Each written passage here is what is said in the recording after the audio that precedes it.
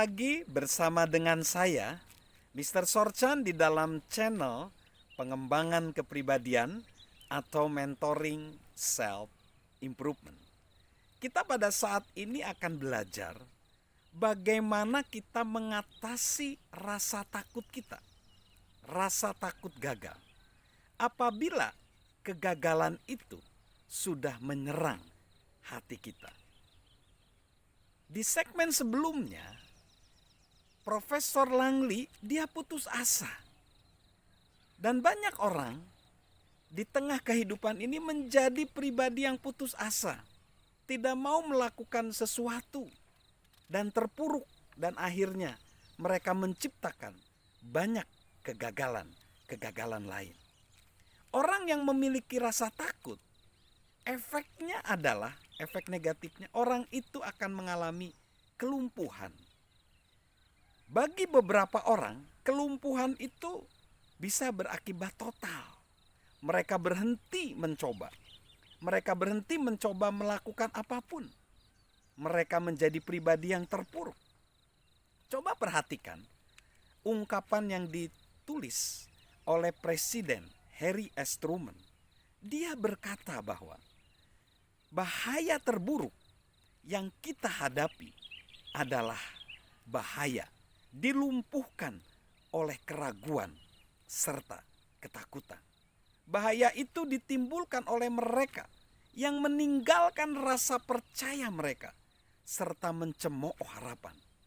Bahaya itu ditimbulkan oleh mereka yang menyebarkan sikap sinis serta ketidakpercayaan dan berusaha membutakan kita dari kesempatan besar untuk melakukan kebaikan bagi sesama kita. Lalu yang kedua, bahaya dari rasa takut adalah penundaan. Penundaan itu mengakibatkan kita menjadi tidak berproduktivitas, menjadi banyak beban, produktivitas menurun. Penundaan adalah musuh terbesar kita untuk meraih produktivitas.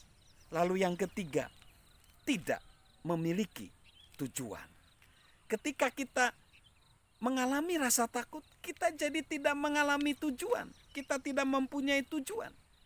Sama seperti yang dikritik oleh seorang psikolog Tom Peter dalam bukunya In Search of Excellence.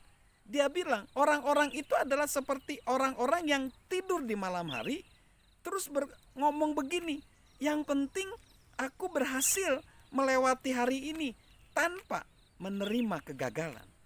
Namun itulah yang dilakukan oleh orang yang takut gagal. Bukannya mengejar tujuan yang layak, mereka menghindari kepedihan. Mereka menghindari kekeliruan. Dan di tengah-tengah transisi itu, mereka tidak melihat tujuan yang mungkin pernah akan mereka miliki. Efek selain tiga efek tadi menjadi kelumpuhan, penundaan, dan tidak memiliki tujuan, ada efek negatif lain. Dia jadi mengasihani diri sendiri. Ya kasihan sama diri sendiri, dan seiring berjalannya waktu ia semakin tidak bertanggung jawab, tidak berani mengambil tindakan, lalu mencari-cari alasan. Efek negatifnya, seseorang bisa saja jatuh berkali-kali, namun ia bukanlah pecundang. Ia mengatakan bahwa seseorang telah mendorongnya jatuh mungkin. Justru orang yang membuat kekeliruan lalu mencari-cari alasan menambah kekeliruannya. Seseorang dapat membebaskan diri dari lingkaran ketakutan hanya dengan bertanggung jawab atas sikapnya. Lalu dia keliru menyalurkan energi. Dia terus-menerus takut membuat pikirannya jadi terbagi, menyebabkan dia kehilangan fokus. Jika ia menuju banyak arah sekaligus, ia tidak pernah sampai di mana-mana. Sama saja ketika dia menginjak pedal gas sebuah mobil, tetapi dalam personeling netral. Jadi percuma yang dia lakukan.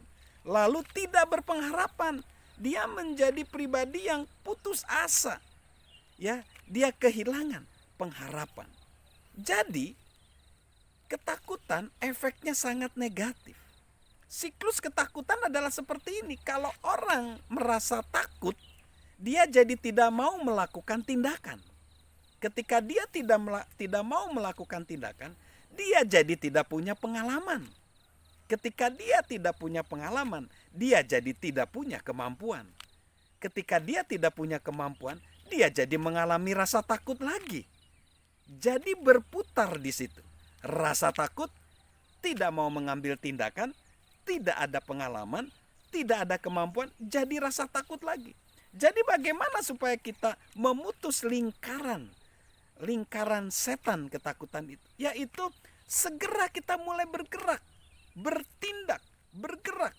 Kita membangun momentum, kita buat kekeliruan-kekeliruan dan kita maju terus. Seorang dramawan George Bernard Shaw ngomong, kalau orang nggak membuat kekeliruan-kekeliruan, bagaimana dia bisa memberi manfaat di dalam kehidupan ini? Jadi kita harus bertindak, melakukan. Dan kita jangan nunggu motivasi. Motivasi timbul kalau kita memulai bertindak. Ketika kita memulai bertindak, awalnya memang sulit. Tetapi lama-kelamaan akan menjadi lebih mudah. Dan karena tindakan-tindakan itu, maka nanti akan muncul motivasi. Jadi, memutus lingkaran ketakutan itu, mulai bertindak, mulai bergerak, bangun momentum, buat kekeliruan, dan maju terus, pantang mundur. Jangan takut, kalahkan ketakutan itu dengan bertindak. Salam mentoring. Salam sukses luar biasa dari saya, Mr. Sorjan.